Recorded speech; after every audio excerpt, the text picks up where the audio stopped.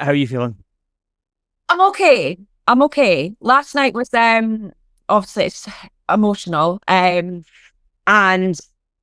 when you're watching it, it's almost just like reliving it again. And obviously Hmm. that whole time was just so intense, so difficult. So it's almost like reliving the experiment again. Hmm.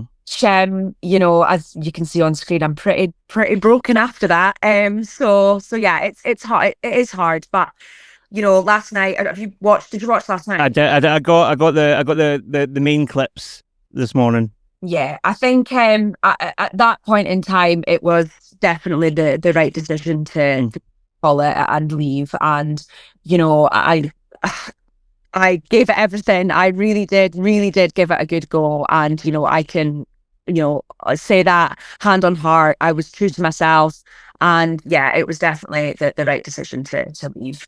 So there was something that you'd said in one of the earlier episodes. I think you were sitting across with your friend, and you'd said, because I'll be completely honest with you, right?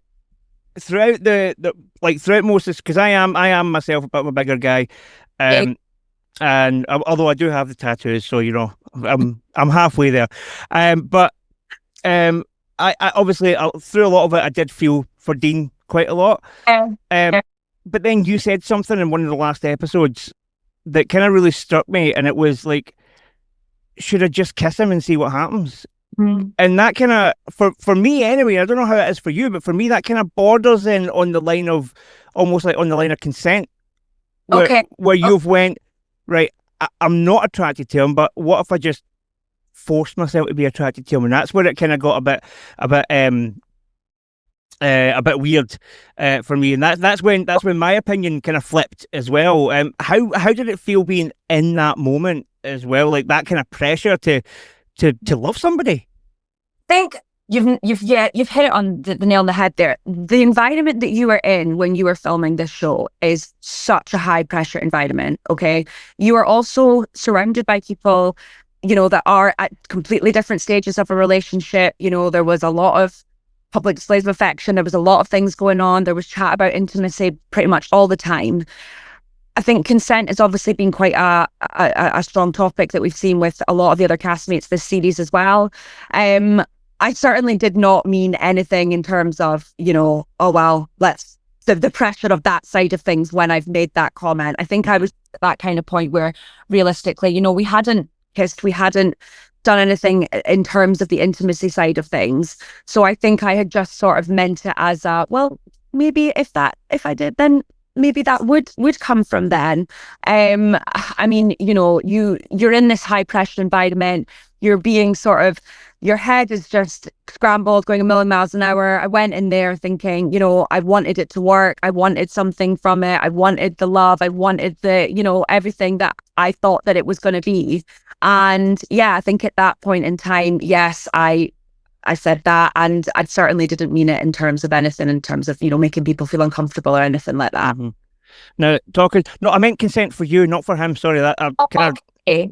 sorry, I meant that the other way. Like you were being forced into kind of loving somebody, not the other way around. Sorry, that's uh, Okay. my wording of it. What?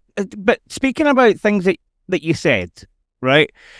I mean, and I know that a lot can be put down to editing and things like that, but there are certain things that came out of your mouth that can't Yeah. be edited into your mouth. You know what I mean?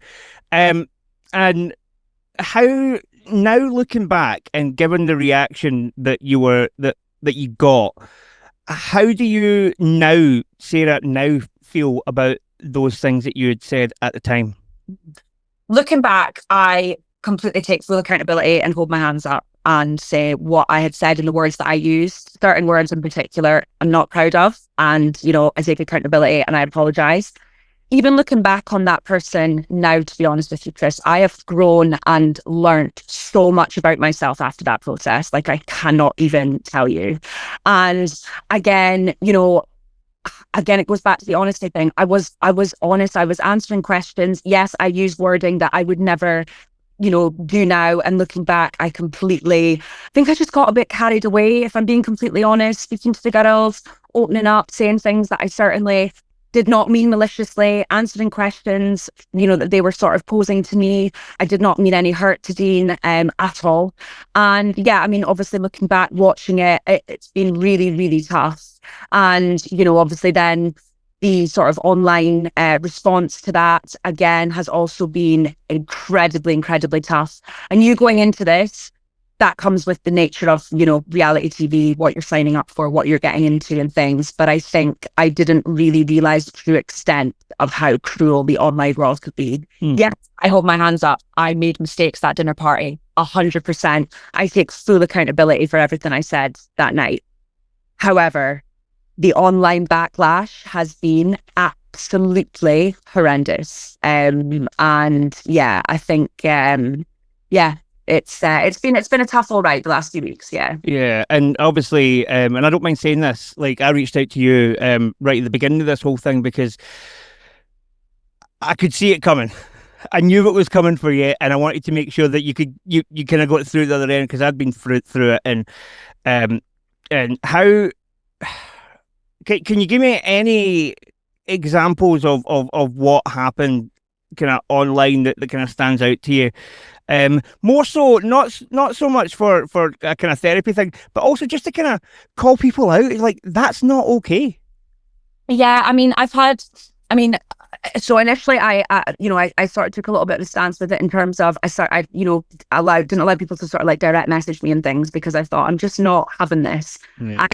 Can I say like brands, the Vintage? Yeah, go for it. Okay. So Vintage, I don't know the platform that you can use to sell your clothes. People were messaging me hate on there on Vintage on a shop selling your clothes platform at Vintage, calling me this, that, and the next thing. I had somebody reach out to my work. I'm very lucky and very grateful. My work are amazing and they are so supportive, and I am so thankful for that. However, that could have been a completely different situation. You know what I mean? And that's the message to my work.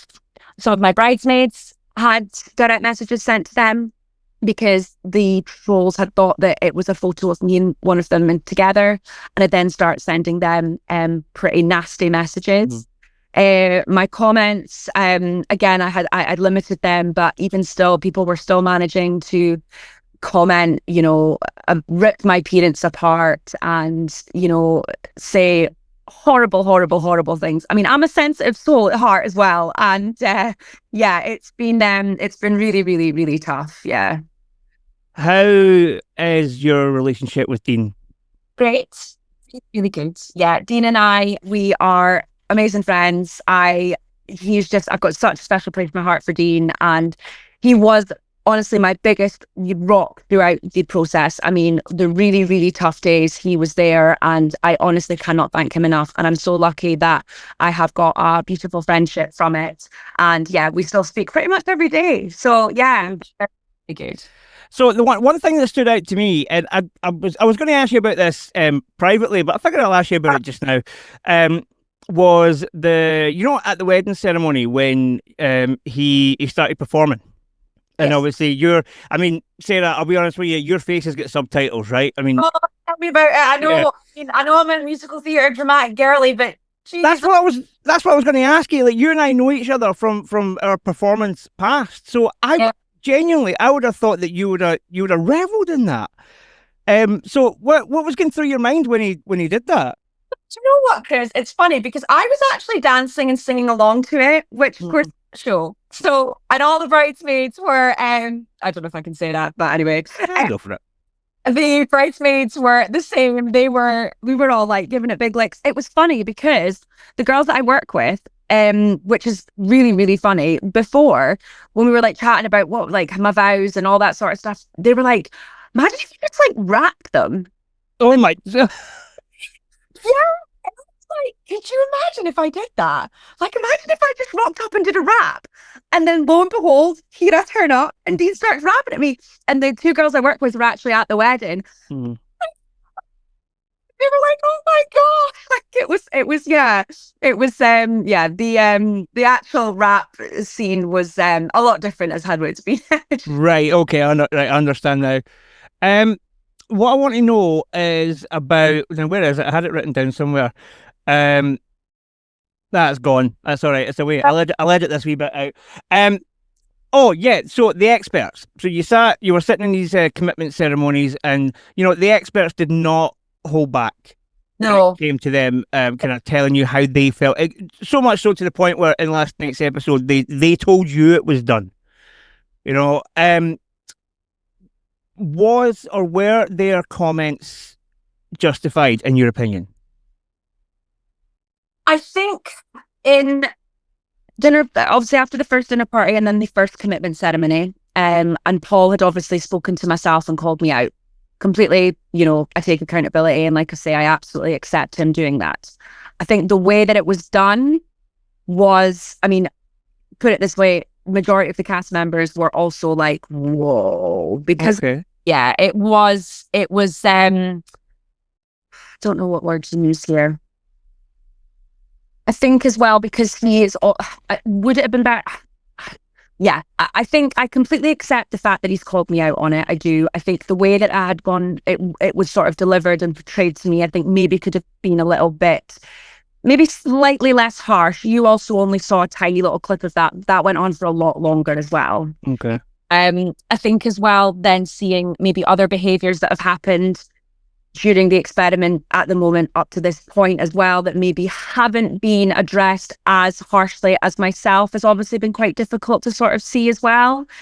I think again with certain things that have been said to me, again I did feel I was a little bit sort of villainized in it, and a lot of the blame was on me and sort of pointing fingers at me. Look, I can take accountability. I can accept when I mess up. I can accept when I say things that I shouldn't. And I did do that obviously during the experiment, but I also deserve love, and I deserve to be there, and I deserve everything as well going forward. So yeah, I think it's mixed opinions in terms of how they've sort of spoken to me and dealt with it. Looking back. Are you disappointed with what you got out of this experiment?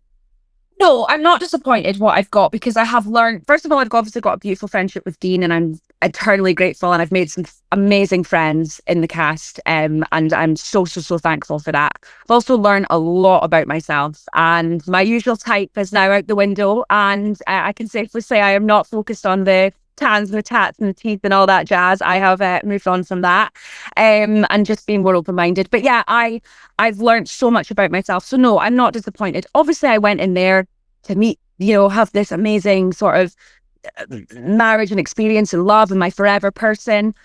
I didn't get that, but I got so many other amazing things that I am really thankful for. And what's next? What's next for you then, moving forward? From what you can tell me, right?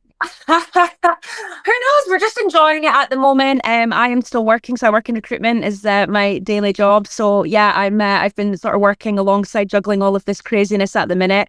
But yeah, I'm just enjoying it, and yeah, who knows? We will see what happens. Watch this space. Yeah. Do you know what? I'm honestly, I'm so happy to see. I'm so happy to see you with a smile on your face. I know, I do smile. I feel and I'm joking, I laugh. And I mean, there was nights where Dean and I were doing karaoke till like 2 a.m. in our apartment, and doing the whole Hamilton soundtrack. And yeah, it's we've got a lot of amazing memories. Yeah. Oh, now you mentioned Hamilton, wait till I show you this. Hang on, just stay there. Now you told me you love tattoos, right? Yeah. Have a look at this bad boy. Oh, Chris, yes, I love it. Oh my God, I love it. Honestly, I'm Hamilton daft. Again, are you going to see it? I don't know, because I went to see it in Edinburgh recently. I've seen it like 3 or 4 times in London, and I've seen it in Edinburgh. I don't know, if I'm being honest with you. Going to? I think it's pretty soon. I'm sure it's this month. Actually. Yeah, it's like next week. They're coming, right? Oh, I'm coming down to Glasgow. I'm gonna. Good stuff. Yeah, so what I was saying, I'm happy to be seeing you smiling, because I know at the beginning of this whole thing, it was really rough for you.